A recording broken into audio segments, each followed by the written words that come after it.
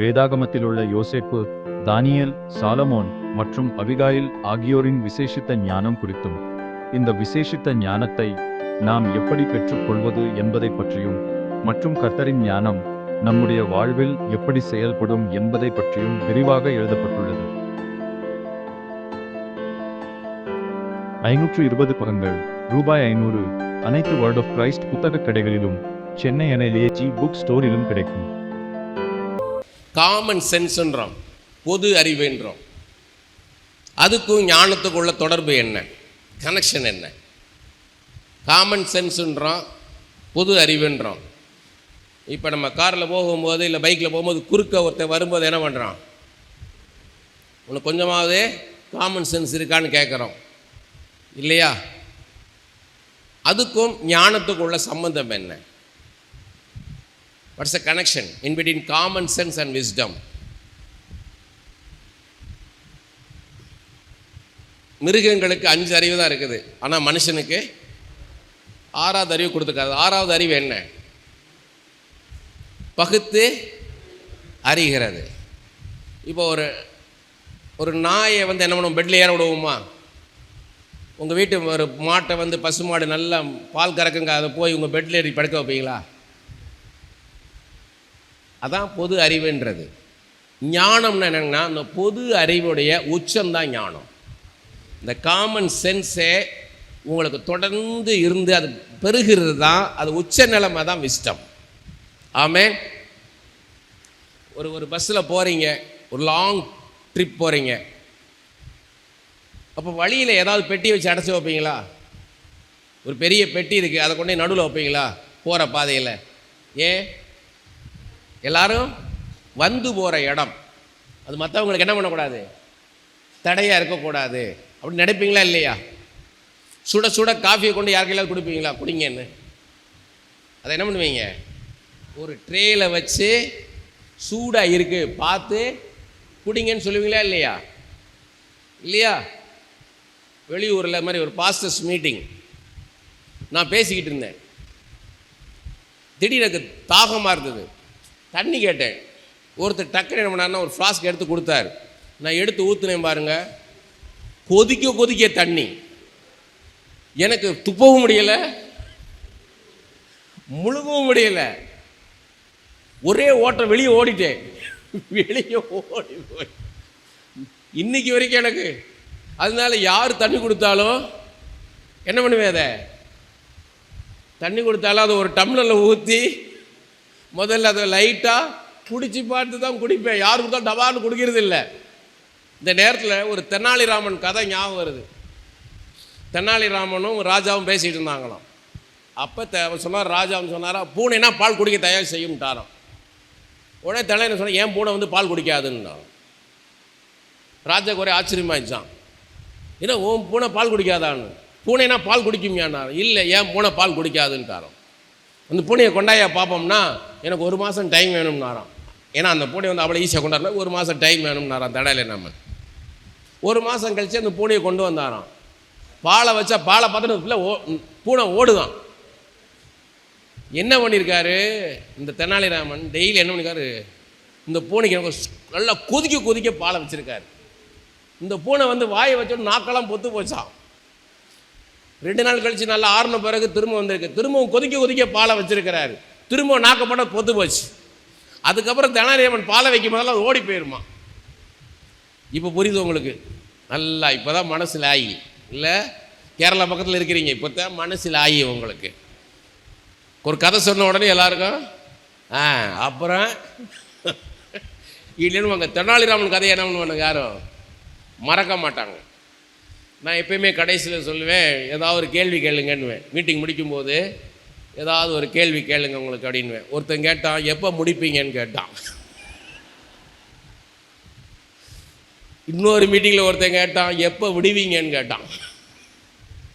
நானும் ஞானம் உள்ளவன் தான். நானும் எனக்கும் கர்த்தர் அறிவை கொடுத்துருக்கார், ஞானத்தை கொடுக்குறார். உங்களுக்கு எப்போ பசிக்கும், எனக்கு பசியை கொடுப்பார். அப்போ தெரிஞ்சுவேன் உங்களுக்கு பசிக்குது. நிறைய பேர் ஊழியக்காரங்க சொல்லுவாங்க, உங்கள் அந்த வலது காலில் இந்த ஒரு ஓரம் அவங்களுக்கு வலிக்குதான்னு வாங்க. உங்களுக்கு ஒன்று ஆச்சரியமாக இருக்கும், எப்படி இந்த ஊழியக்காரருக்கு அப்படி தெரியுது அப்படியே தெரியுது. என் வலது காலில் இப்படி இந்த ஓரத்தில் வலிக்குதுன்னு இவருக்கு எப்படி தெரியுதுன்னு. அது வேற ஒன்றும் ரகசியம் இல்லை. அந்த அந்த ஊழியக்காரனுக்கு அங்கே வலிக்கும். அப்போ சொல்வார், என்ன இது வலிக்குது ஒரு மாதிரின்னா, அந்த சகோதரிக்கு அப்படி இருக்குது, அந்த சகோதரனுக்கு அப்படி இருக்குன்னு ஆண்டவர் சொல்லுவார். திடீர்னு நெஞ்செல்லாம் அடைச்சமாக இருக்கும், மூச்செல்லாம் அடைச்சமாக இருக்கும்.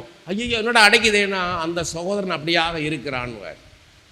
உங்கள் கஷ்டத்தை தெரியாத தெய்வம் கிடையாது. உங்களுடைய இடுக்கமான சூழ்நிலையை அறியாத தேவன் கிடையாதவர்.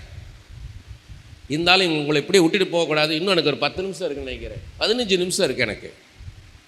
உங்கள் கடிகாரத்தை 10 நிமிஷம் கூட்டி வச்சுட்டார் உங்கள் பாஸ்டர். எவ்வளோ நல்லவர் பார்த்தீங்களா, அதை சீக்கிரம் முடிக்கணும்ட்டு. கோயம்புத்தூரில் இப்படி நடந்ததுங்க. நான் கடிகாரத்தை பார்த்துட்டு, பெரிய கடிகாரம் வட்டமாக ரயில்வே ஸ்டேஷனில் இருக்கிற மாதிரி இருந்துச்சு. அதை பார்த்து நான் முடிச்சிட்டேன். முடிச்ச உடனே பாஸ்டர் இல்லை ஏன்ட்ட, என்ன 20 நிமிஷம் முன்னாடியே முடிச்சிட்டிங்கன்னு. இன்னும் 20 நிமிஷம் முடிச்சுட்டேன்னா, 20 நிமிஷம் முன்னாடியே வா, எனக்கு நேரமே பத்தாது, 20 நிமிஷம் முன்னாடி முடிச்சிட்டேன்றீங்க. இல்லை கரெக்டாக தானே இருக்குது பாஸ்டர்னு. அந்த கடிகாரத்தையை பார்த்தீங்க, இதுதான் கரெக்டான கடிகாரம்னார். வேற ஒரு கடிகாரம் இருந்திருக்கு, அதுதான் சரியான நேரம்மா. அது மாதிரி நான் நல்லா பார்த்துக்கிட்டேன். இப்போ மணி 1:15, கரெக்டான நேரம் 1:15. ஆனால் உங்கள் கடிகாரம் என்ன காமிக்கிறது தெரியுமா, 1:23 காமிக்குது. அவங்க பாஸ்ட் என்ன பண்ணிட்டாரு, 8 நிமிஷம் ஃபாஸ்ட்டாக வச்சு என்னை முடிக்கிறதுக்கு முன்னாடியே. ஆனால் ஒரு ரிக்வஸ்ட் உங்களுக்கு நான் சொல்கிறேன், ஒரு ரிக்வஸ்ட்டு. நீங்கள் நல்லா பாட்டு பாடுறீங்க, நல்லா பாட்டு பாடுறீங்க, நல்லா ஆராதிக்கிறீங்க. ஆனால் ஒரு விசேஷத்துக்கு கூட கர்த்தருடைய வார்த்தைக்கு இடம் கொடுங்க. அதிக நேரம் எனக்கு தாங்க, எனக்கு அதிக நேரம் தாங்க. கென்னத் ஹேகின், நீங்கள் எல்லாம் எழுதி வச்சுக்கோங்க. கென்னத் ஹேகின் அவர் புஸ்தகம் படிங்க, ஒரு மெசேஜை கேளுங்க. கென்னத் ஹேகின் சொல்கிறாரு, ஒரு சண்டே சர்வீஸில் நல்லா ப்ரைஸ் பண்ணுங்கள், ஒர்ஷிப் பண்ணுங்கள், நிறைய பாட்டை பாடுங்க. ஆனால் ஒரு ஸ்பெஷல் மீட்டிங் வைக்கும்போது வார்த்தைக்கு அதிகமாக இடம் கொடுங்கன்றார். When you are conducting a teaching ministry, you give more time for the word of God. That time don't worship, the long worship don't go என்றார். ஒரு சபையில் இப்படி தான் போயிருந்தேன். முதல்ல என்ன பண்ணாரு, தப்பா எடுத்துக்காதீங்க, பாஸ்டரம்மா தப்பா எடுத்துக்காதீங்க, கர்த்தர் சாட்சி. முதல்ல அந்த பாஸ்டரம்மா ஒர்ஷிப் நடத்தினாங்க. பாஸ்டரம்மா முடித்த உடனே எனக்கு தருவாங்கன்னு நினைக்கிறேன். பாஸ்டர் எடுத்தார் ஒர்ஷிப். அடுத்து நடத்தினாங்க. கடைசியில் எனக்கு 10 நிமிஷம், எனக்கு பிரதர் 12:00 முடிச்சுக்கோங்கன்றாங்க. கொடுக்கும்போது 12:20. பாட்டுன்னு கொண்டு போய் கடைசியில் வார்த்தைக்கு என்ன இல்லை, இடமே இல்லை. இது ஸ்பெஷல் மீட்டிங் எதுக்காக, கர்த்தருடைய வார்த்தை உங்களுக்கு கொடுக்கறதுக்காக. நீங்கள் சீக்கிரம் வந்தால் என் கையில் சீக்கிரமாக மைக்க கொடுப்பார். நல்ல தகப்பன்மார்கள். நாங்கள் இவாஞ்சலிஸ்ட் அன்னைமார்கள் மாதிரி. அவங்க தகப்பன்மார், என் பிள்ளை லேட்டாக தான் வரும், 10 மணி மீட்டிங்கு என் பிள்ளை 12:30 வரும். அதனால் 12:30 உங்கள் கையில் மைக்கு தரேன். எனக்கு எவ்வளோ கஷ்டமாக இருக்கும். இன்றைக்கி காலையில் உங்கள் பாஸ்டர் கார் இருக்குன்னு நான் நடந்தே வந்துட்டேன். நான் சீக்கிரம் போய் நான் மைக்கை வாங்கணுன்ட்டு வந்துட்டேன். பாவம் அந்த சிஸ்டர் மாதுளம்பழ ஜூஸ் போட்டுக்கிட்டு இருந்தாங்க. எனக்கு மாதுளம்பழ ஜூஸ்லாம் வேண்டாம், நான் இங்கே வந்தது ஊழியம் செய்யறதுக்காக வந்திருக்கிறேன். நான் காலையில் 4 மணிலேருந்து ப்ரே பண்ணிக்கிட்டு இருக்கேன். நான் ஆண்டவரே இன்றைக்கி வார்த்தையை கொடுக்கணும். எனக்கு எவ்வளோ கொடுத்துருக்கா தெரியுமா, அவ்வளோ வாங்கியிருக்கேன் நான். பவுல் சொல்கிறாரு, அப்போஸ்தலர் 20 அதிகாரம் 20வது வசனம் படிங்க சார், எல்லாரும் கேட்கட்டும். அப்போஸ்தலர் 20 அதிகாரம் 20வது வசனம் படிங்க. பிரயோஜனமானவைகளில் ஒன்றையும் நான் உங்களுக்கு மறைத்து வைக்காமல் வெளியரங்கமாக வீடுகள் தோறும் உங்களுக்கு பிரசங்கித்து உபதேசம் பண்ணி தேவனிடத்திற்கு மனம் திரும்புவதை குறித்தும் நம்முடைய கர்த்தராகிய இயேசு கிறிஸ்துவை விசுவாசிப்பதை குறித்தும் நான் யூதருக்கும் கிரேக்கருக்கும் சாட்சியாக அறிவித்தேன். Praise the Lord. பிரயோஜனமான ஒன்றையும் நான் மறைத்து வைக்காமல், கர்த்தர் எனக்கு கொடுத்த எல்லா வெளிப்பாடுகளையும் உங்களிடத்திலே நான் கொடுத்தேன் என்றார். அது 26வது வசனம் படிங்க சார். அதுலேயே 26. தேவனுடைய ஆலோசனையில் ஒன்றையும் நான் மறைத்து வைக்காமல் எல்லாவற்றையும் உங்களுக்கு அறிவித்தபடினாலே எல்லாருடைய இரத்த பழிக்கும் நீங்கி நான் சுத்தமா இருக்கிறேன் என்பதற்கு உங்களை இன்றைய தினம் சாட்சிகளாக வைக்கிறேன். Praise the Lord. கர்த்தர் எனக்கு கொடுத்த எல்லா ஆலோசனைகளையும் எல்லா புத்திமதிகளையும், எல்லா யோசனைகளையும், எல்லா உபதேசங்களையும் ஒன்றையும் நான் மறைத்து வைக்காமல் எல்லாவற்றையும் உங்களிடத்தில் நான் கொடுத்தேன்ற. இதான் என்னுடைய ஊழியம். எனக்கு கர்த்தர் அது அப்படியே உங்களுக்கு கொடுக்கணும்ன்றதான். இன்னைக்கு நான் காலையில் வந்தது தானியேலின் ஞானத்தையும், யோசேப்பின் ஞானத்தையும், சாலமோனின் ஞானத்தையும் நீங்க நடத்திடணும், ஃப்ரெஷ்ஷாக வருவாங்க. ஆனால் ஆண்டவர் உங்களுக்கு என்ன தேவையோ, ஞானம்தான். கடன் வாங்கக்கூடாது, ஷூரிட்டியில் சைன் பண்ணக்கூடாது, இதைத்தான் பேச வச்சார். சோம்பேறியா இருக்கக்கூடாது, ஜாக்கிரதையா இருக்கணும், உழைக்கணும், இதை பேச வச்சிருக்கார். கிருபைனா என்ன? சத்தியத்தின்படி தெரிஞ்சுக்கோ. எல்லார் மேலேயும் கிருபையா இருக்க மாட்டேன், எல்லார் மேலேயும் அன்பா இருப்பேன், ஆனால் எல்லார் மேலேயும் நான் கிருபையா இருக்க மாட்டேன். யார் மேல் கிருபையா இருப்பேன்? அவன் மேல் தான் கிருபையா இருப்பேன். லூக்கா 4ஆம் அதிகாரத்தில் சொல்றாரு, நாகமான் வாழ்ந்த காலத்தில் இஸ்ரவேலும் அநேக குஷ்டரோகிகள் இருந்தாங்க, ஆனால் சீரியா தேசத்து நாகமானுக்கு தான் நான் சுகம் கொடுத்தேன். அவனுக்கு தான் அந்த கிருபை. சாரிபாத் விதவை வாழ்ந்த காலத்தில் இஸ்ரவேலிலும் அநேக விதவைகள் இருந்தாங்க, ஆனால் சாரிபாத்தில் இருக்கிற அந்த விதவைக்கு தான் நான் கிருபை பாராட்டினேன். அதுதான் கண்ணை திறக்குது, வெளிப்பாட்டின் ஆவி, ஸ்பிரிட் ஆஃப் ரெவலேஷன். அதான் வெளிப்பாடு. கர்த்தர் இரக்கமுள்ளவர், ஆமாம், ஆனால் யார் மேல் இரக்கமாயிருப்பார்? கர்த்தர் கிருபை உள்ளதான், ஆனால் யார் மேல கிருபையாயிருப்பார்? யோசித்து பார்த்தோமா? இந்த மகள் மேல கிருபையா இறங்கி வரான்னு யோசித்து பார்த்தோமா? எத்தனையோ பேரை தான் நான் பார்த்துக்கிட்டு இருக்கிறேன். பாருங்க, தானியேலை குறித்து தொடங்கிடுவோம். தொடங்கிட்டு சாயங்காலம் சீக்கிரமாக வாங்க. தயவுசெய்து கேட்குறேன், இந்த புஸ்தகத்தை குறித்து நேற்று பாஸ்டர் பாவமாக சொல்கிறார். உங்கள் பாஸ்டர் விசுவாசம் கானானிய ஸ்திரியை போல மகா பெரிய விசுவாசம், என்கிட்ட 100 புக்கு தூக்கிட்டு வாங்கன்னாரு. நான் சொன்னேன், பாஸ்டர் யாருமே வாங்க மாட்டாங்க பாஸ்டர்னே. ஏன்னா நான் எல்லாம் பிரிண்ட் பண்ணி தூக்கிட்டு வரணும், சும்மா இல்லை, பிரிண்ட் பண்ணணும். பிரிண்ட் பண்ணால் சும்மா அப்புறம் தருவானா, அவனுக்கு காசு கொடுக்கணும். காசு கொடுத்து நான் என்ன பண்ணணும்? பிரிண்ட் பண்ணி வரணும். பாஸ்டரில் 100 புக்கு தூக்கிட்டு வாங்கன்னாரு. நான் சொன்னேன், பாஸ்டர் உங்கள் விசுவாசம் பெருசு, உங்கள் பிள்ளைகள் மேலே நீங்கள் வச்சுருக்கிற விசுவாசம் பெருசு, அன்பு பெருசு, கிருபை பெருசு. நீங்கள் அவங்கள அசைக்க முடியாதுன்றது அவருக்கு தெரியலை. உங்களை அசைக்க முடியுமா? கன்னியாகுமரிக்காரங்களை அசைக்க முடியுமா? அங்கே விஜிபின் கோல்டன் பீச் இருக்குது மெட்ராஸில், அதில் ஒருத்தன் சிலை மாதிரி நிற்பான். அப்படி அவனுங்க சிரிக்க வச்சிட்டிங்கன்னா 10,000 ரூபா. அவனுக்கு நீங்கள் எவ்வளவு ஜோக் சொன்னாலும் சிரிக்க மாட்டான், அமைதியாக நிற்பான். உயிர் இருக்குங்க, நீ சிலைன்னு நினச்சிக்க, உயிர் உள்ள மனுஷன் இப்போயும் இருக்கார். நீங்கள் போய் பார்த்து என்ன தான் கோமாளிப்பு தானாலும் அப்படியே நிற்பார். அவரை சிரிக்க வச்சிட்டிங்கன்னா 10,000 ரூபா. அது மாதிரி நீங்கள் புஸ்தகம் வாங்கிடுவோம். சொல்லு, நீ சொல்லு பார்ப்போம். அதுக்கெல்லாம் கிருபை வேணும், எனக்கு கிருபை வேணும். எனக்கு கிருபை இருந்தால் தான் அந்த புஸ்தகத்தை வாங்குவீங்க நீங்கள். நான் தான் என்ன, நானும் பாசுந்தான். கிருபையே கிருபையாயிருமப்பா, இயேசுவே அந்த ஜனங்கள் உள்ளத்தில் பேசுகப்பா, அசைங்க. நீங்களா என்னை அசைச்சிருவேன், இந்த புஸ்தகத்தை நான் வாங்கிடுவேன். பார்ப்போம், நீ 3 நாள் நீ பேசு. இப்படியே நான் போகிற நாளே பாரு. நேற்று பாஸ்டர் பாவம், இந்த புஸ்தகம் அருமையான புஸ்தகம், சகோதரன் கஷ்டப்பட்டு எழுதியிருக்கிறார். அவர் வாடு பேசுகிறாங்க, வாடு போது எல்லாம் பாவமாக இருந்தது, பாவமாக இருந்தது. ஆனால் அதை தாங்கிறதுக்கான கிருபை அவர் கர்த்தர் கொடுத்துருக்கிறார். உங்களை நேசிக்கிறார் பார்த்தீங்களா? இப்போ பாருங்க, கேளுங்க, முழு இருதயத்தோடு உங்களை நேசிக்கிறார். புஸ்தகம் வாங்காத உங்களை நேசிக்கிறார். புஸ்தகம் வாங்குங்க. இந்த புஸ்தகம் நான் எல்லாத்தையும் பேசிட முடியாது. நான் இந்த நேரத்தில் நான் அப்படின்னா இந்த டாப்பிக்காக பேசுகிறது எனக்கு உடன்பாடு கிடையாது. இந்த 7 பாயிண்டில் பேசுகிறது, 3 பாயிண்டில் பேசுகிறதெல்லாம் ஹோலி ஸ்பிரிட்டுக்கு நம்ம ப்ரோக்ராம் கொடுக்கக்கூடாது. அவரை நம்ம என்ன பண்ணக்கூடாது? யூஸ் பண்ணக்கூடாது. அவர் தான் நம்மளை யூஸ் பண்ணணும். இன்றைக்கி என்ன பண்ணேன்னா, அவருக்கு இடம் கொடுத்தேன் நான். அவர் கேட்பார் என்கிட்ட, நான் பேசவா நீ பேசுறியான்னு கேட்பார். யார் பேசணும்? யார் பேசணும்? அவர் பேசணும். அப்போ அவர் என்ன பண்ணார்? நான் தானியேலை குறித்து பேசணும்னு வந்திருக்கிறேன். அவர் என்ன சொல்கிறாரு? இல்லை, ஷூரிட்டி கையெழுத்து போடாத, கடன் வாங்காதன்னு பேசுன்றார். அது ஞானம். ஞானம். நேரத்தை திட்டமிடுங்க. சாயங்காலம் சீக்கிரம் வந்தீங்கன்னா சீக்கிரம் போகலாம், லேட்டாக வந்தீங்கன்னா அப்போ வராமல் இருந்துடலான்றீங்களே. அப்படியா கதை? நான் சாயங்காலம் நான் வரல. நீங்கள் எவ்வளோ ஞானம் உள்ளவங்க, ஆனால் என் கர்த்தர் எவ்வளோ ஞானம் உள்ளவர். உங்களை கொண்டு வரணும்னு நினச்சா கொண்டு வர முடியுமா முடியாதா? ஒரு பெரிய பணக்காரர் எங்கள் வீட்டுக்கு வந்தார், பெரிய கோடீஸ்வரன், வெளிநாட்டில் உள்ளவர் வந்தார். வந்தோடனே எதுக்கு ஜாப் பண்ணணும்னு. உங்கள் ஒய்ஃப் வந்து மனைவியோட படிச்சுருந்துருக்காங்க நாகர்கோவில் ஸ்கூலில். அதில் வழியில் பார்த்துக்க கூப்பிட்டு வந்திருக்கிறா. இவளுக்கு ஆசை ஜெபம் பண்ணி அனுப்புவோம்னு. அவர் என்ன ஜெபம் பண்ண, எனக்கு ஜெபம்லாம் தேவையில்லைன்ட்டார். எனக்கு ஜெபமெல்லாம் தேவையில்லைன்ட்டார். ஏன்னா காஸ்ட்லி காரு, என்ன கார் இருக்குது சொல்லுன்னாரு. ஒரு 2-3 கார் சொன்னேன். ஒரு 7 கார் இருக்குன்ட்டார்.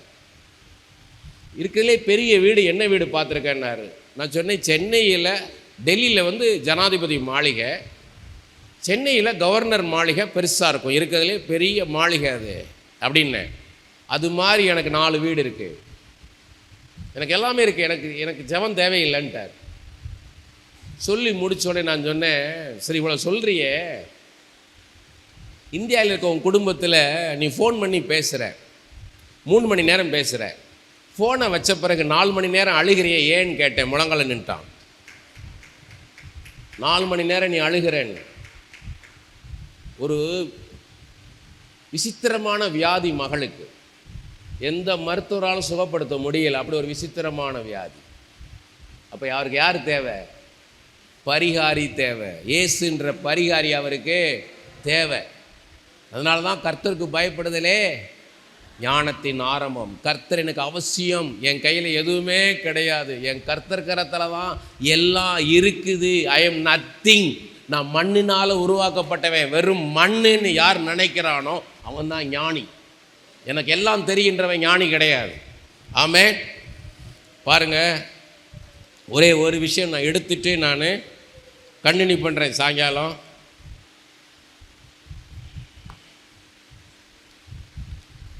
தானியேல் வந்த பிறகு அவருக்கு அந்த ஞானம் கிடையாது. தானியேல் அவரை பிடிச்சி வரும்போது 17 வயசு, அடிமையாகி பிடிச்சி வரும்போதே, பாபிலோன் கொண்டு வரும்போதே அவருக்கு 17 வயசு. 3 வருஷம் அந்த பாஷையை கற்றுக் கொடுத்தாங்க. எப்படி பாஷை, அந்த கல்தேயர் பாஷை எப்படி பேசணும், எப்படி எழுதணுன்றத கற்றுக் கொடுத்தாங்க. 20 வயசில் நேபுகாத்நேச்சாருக்கு முன்னாடி ஆண்டவர் நிறுத்தினார். தானியேல் 1:3 பாருங்க. தானியேல் 1:3 அப்பொழுது இஸ்ரவேல் புத்திரருக்குள்ளே ராஜகுலத்தார்களிலும் துறை மக்களிலும், யார் இவர்? ராஜகுலத்தில் உள்ளவர், கிங்ஸ் ஃபேமிலி, ராயல் ஃபேமிலியில் உள்ளவர், சாதாரணமான ஆள் கிடையாது. தானியேல் ராஜ பரம்பரையில் உள்ளவர், யாதொரு மாசும் இல்லாதவர்களும். அப்படின்னா எந்த கரை திரை அற்ற பரிசுத்தமான இருதயம் உள்ள ஒரு பையன். 17 வயசில் உலகத்தின் எந்த கரையும் இல்லாத, பாவம் இல்லாத ஒரு பரிசுத்தமான பையன். அழகானவர்கள், அழகானவர்னா ஏதோ ஏப்பையும் சோப்பையுமான ஆள் அல்ல. நிறைய பேர் என்ன பண்ணுறாங்கன்னா ஊழியக்காரனே பைத்தியம் நினச்சிக்கிறாங்க. இல்லை, இந்த உலகங்களை வெட்கப்படுத்தும்படியாக பைத்தியங்களை தெரிந்து கொள்கிறார்னா, பவுல் சொல்கிறாரு, நான் பைத்தியம். நான் ஏன் பைத்தியம்? இயேசுவுக்காக நான் பைத்தியம். ஒரு பைத்தியம்னா என்ன? அதையே பேசிகிட்டு இருப்பான். பைத்தியம் என்ன பேசுனாலும் அதையே பேசிக்கிட்டு இருப்பான். அது மாதிரி தான் நாங்கள் ஏசு ஏசு ஏசு ஏசுன்னு பேசிக்கிட்டு இருப்போம். அதனால தான் நாங்கள் பைத்தியக்காரங்க. ஆனால் இந்த பைத்தியத்தை கொண்டு, இந்த பைத்தியமாக பண்ணுகிற பிரசங்கத்தினால தான் ஞானிகளை ரட்சிப்புக்குள்ள நடத்துகிறார் கர்த்தர். ஆமென். அழகானவர் தாவீது பாருங்க, அழகானவர். தானியேல் அழகானவர். சகல ஞானத்திலும் தேறினவர்கள். சகல ஞானம்னா நீங்க மேக்ஸ் பேசினாலும் பரவாயில்ல, ஜியாமெட்ரி பேசினாலும், பயாலஜி பேசினாலும், பிசிக்ஸ் பேசினாலும், கெமிஸ்ட்ரி பேசினாலும், அஸ்ட்ரானமி பேசினாலும், அஸ்ட்ராலஜி பேசினாலும் தானியேலுக்கு தெரியும். எப்படி உருவாக்குறார் பாருங்க. சாதாரணமான ஆளை கொண்டாடுறவர் கிடையாதுங்க ஆண்டவர். கல்வியில் நிபுணர். கல்வியில் நிபுணர்னா அவ்வளோ ஹைலி எஜுகேட்டட் மேன். சாதாரணமான படிப்பறிவு இல்லாதல்ல, கல்வியில் நிபுணனவன். ராஜாவின் அரண்மனையிலே சேவிக்க திறமை உள்ளவர்களுமாகிய சில வாலிபரை கொண்டு வரவும். அரண்மனையில் வேலை பார்க்கலாம் சாதாரண காரியம் கிடையாது. புரோட்டோகால் போர்ட்ஃபோலியோன்னு இருக்கும். புரோட்டோகால் அப்படின்னு கேட்டிங்கன்னா, class A, class B, class C, class டின்னு இருக்கும். கிளாஸ் டின்றவங்க வாசலோடு நின்றணும், அரண்மனை வாசலோட நின்றணும். அதான் மொர்தேகாய் எல்லாம் அங்கேயே நின்றணும். கிளாஸ் சின்றவங்க அந்த அரண்மனை என்ட்ரன்ஸ் வரைக்கும் வரலாம். அதுக்கு மேலே இருக்கிறவங்க உள்ளேலாம் வரல அரண்மனைக்குள்ள. ஆனால் ராஜா ராணி இளவரசன் இளவரசி இருக்க ரூம்குள்ளே போகக்கூடாது. அதுக்கும் மேலே ஸ்டாஃப் இருப்பாங்க, அவங்க தான் அந்த ராஜாவுடைய ரூம்குள்ளே போக முடியும். எல்லாரும் போக முடியாது. ராஜாவுடைய ரூம்குள்ளே, ராணியோட ரூம்குள்ளே எல்லாரும் போக முடியாது. அந்த அப்படி திறமை வாய்ந்தவர் இந்த தானியேல். ஆமென். ஒரு ராஜா ஒருத்தர் பேசணும்னா அப்படி நிற்கணும். ராஜா அப்படி பார்த்துட்டு அப்படி கேட்டாதான் என்னப்பான்னு கேட்டாதான் பேசணும், அது வரைக்கும் பேசக்கூடாது. நம்ம மறைந்த பிரதம மந்திரி நரசிம்ம ராவ் பிரதம மந்திரியாக இருக்கும்போது, நான் இப்போ தூர்தர்ஷன கேமராமேன், ஹெலிகாப்டரில் நான் அவரோட போகிறேன். நான் இந்த பக்கத்தில் தான் உட்காந்துருக்கிறார். ஒரு வார்த்தை நான் அவர்கிட்ட பேச மாட்டேன், பேசக்கூடாது. அதான் புரோட்டோகால்ன்றது. நான் ஒரு கேமராமேன், ஆனால் அவர் இந்த நாட்டுக்கே பிரதான மந்திரி. நான் அப்படி பேசக்கூடாது. நான் என்ன பேசினாலும் அவர்கிட்ட பிஏட்ட பேசணும். அவர் செக்ரட்டரி இருப்பார், ஐஏஎஸ் ஆஃபீஸர், அவர்கிட்ட பேசுவேன். சார் நெக்ஸ்ட் எங்கே இறங்குறோம், என்ன பேச போகிறார் பிரைம் மினிஸ்டர் அப்படின்னு கேட்கணும், என்ன நடக்க போகுதுன்னு கேட்கணும். அவர் தான் என்ன பண்ணுவார், அவர்கிட்ட பேசுவார். 4 நாளும் அதே மாதிரி தான் போனேன். ஒரு வார்த்தை பேச, அவராக ஏதாவது கேட்டான்னு வைங்க, வாட் இஸ் திஸ் பிளேஸ்னுவார். அப்போ நம்ம சொல்லணும், sir this place is called Nowgong sir. The peculiar thing is, the special thing is dance drama, sir. 4 steps they will go forward, 2 steps they will come forward, sir. This is the way they will present the drama, sir. அப்படின்னு சொல்லணும். அவராக கேட்டால் தான் சொல்லணும். What is the speciality of this பிளேஸ்னுவார். அப்போ பேசுவேன். மிச்சப்படி எதுவுமே பேசக்கூடாது. அதான் புரோட்டோகால்ன்றது. அதே மாதிரி அவங்க இறங்குற ஹெலிகாப்டர் போய் இறங்குது, ஃப்ளைட்டில் போய் இறங்குறோம்னா அந்த கார்பெட்டில் யாரும் வரக்கூடாது. எந்த மனுஷனும் அந்த கார்பெட்டில் மிதிக்கக்கூடாது. இப்போ நரேந்திர மோடி பிரைம் மினிஸ்டராக இருக்கார். அவர் திருவனந்தபுரத்தில் வர்றாருன்னா அவர் ஃப்ளைட்டு இல்லை ஹெலிகாப்டரில் இறங்குற இடத்துலேருந்து கார்பெட் விரிச்சிருப்பாங்க அவர் கார் வரைக்கும். அந்த கார்பெட்டில் யாருமே ஏறக்கூடாது, எந்த மனுஷனும் ஏறக்கூடாது. நிற்கிறது ஃபஸ்ட்டு கவர்னர் நிற்கணும், அடுத்து சீஃப் மினிஸ்டர் நிற்பார், அடுத்து சீனியாரிட்டி பிரகாரம் மினிஸ்டர் நிற்பாங்க, அஃபிஷியல்ஸ் நிற்பாங்க, டிஜிபி இருப்பார், அடுத்து சீஃப் செக்ரட்டரி இருப்பார். எல்லாரும் போய் நிற்க முடியாது. சும்மா அப்படியே வருவாங்க, அப்படியே ஏறி போவாங்க. அந்த கான்வாயில் யாரும் ஏறக்கூடாது.